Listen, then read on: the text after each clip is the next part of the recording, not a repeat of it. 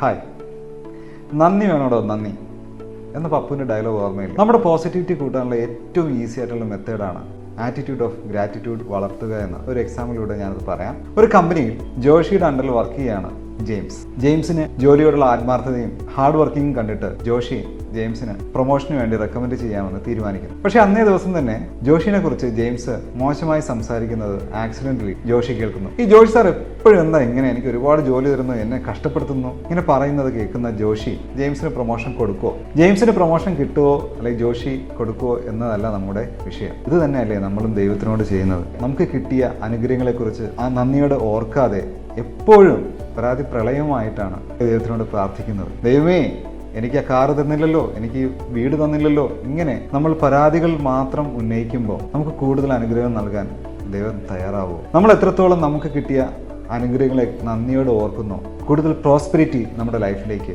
വന്നുകൊണ്ടേയിരിക്കും. Attitude of gratitude നമ്മുടെ ജീവിതത്തിന്റെ പാർട്ടാക്കി എങ്ങനെ മാറ്റാമെന്നും അതിലൂടെ ജീവിത വിജയം എങ്ങനെ കൈവരിക്കാമെന്ന് ഈ വരുന്ന റീൽസുകൾ നമുക്ക് കാണാം. Thank you.